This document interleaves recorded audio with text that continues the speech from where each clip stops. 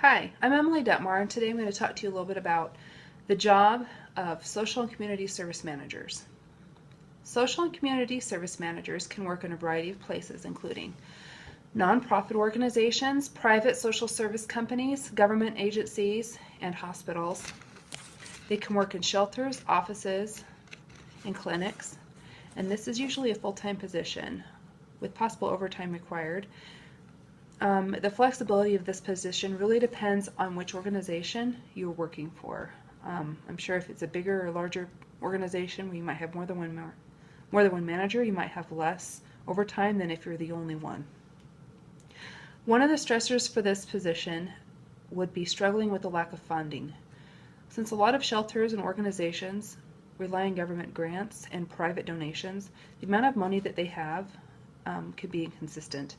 This affects the managers because they are responsible for hiring the staff and for planning programs and implementing those programs in the community. Sometimes the money they need to support these programs is not there. Other stressors might be long hours and struggling to manage their staff. The typical benefits for this position really depend on which organizations you're working for. There are some behavioral centers that provide great, fantastic benefits, and hospitals would. Working for the government, you probably would. Nonprofits, you might or might not be able to have good benefits with this type of position. It really just depends and is individual based on which organization you're working for. Some of the things that social and community service managers do are manage and coordinate and supervise social service programs and community organizations. They also manage staff that provide social services to the public. They interact a lot with the public and may be required to speak publicly about programs offered in their community. Community service managers analyze data and may conduct research in their communities to know what programs are needed and how best to serve the people in their community. They may also help develop these needed programs and see that they're implemented in the community. The educational requirements for this position, it's usually just a bachelor's degree, even although some hiring managers do want their service managers to have master's degrees as well. In any field in the service sector would work, like social work, sociology, family studies majors, business, communication majors, all of those would work for this position. Usually managers have 5 years of work experience in the social service field,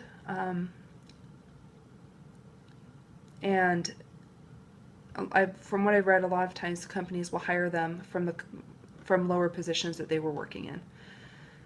Other things that might be helpful if you want to become a social and community service manager would to take some classes in public speaking, since they will be required to do that. And also, take some statistical analysis classes, since they may be conducting research and have to analyze that data in order to know best how to serve their community. The salary range for this varies greatly depending on where you are working and which part of the country you're living in. The median salary nationally for this position is $63,500 a year.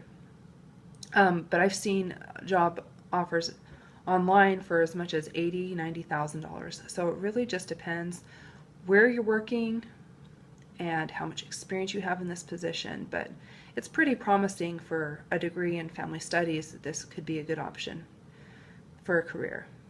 Some more things about this, things that are happening in our nation that might increase the demand for this position are that all the retiring baby boomers, with the increased number of people that are retiring, there's going to be a greater need for programs to be developed in communities to support them, and also maybe their families, as their baby boomers are aging and their children are starting to care for them more, they will need to be supported as well.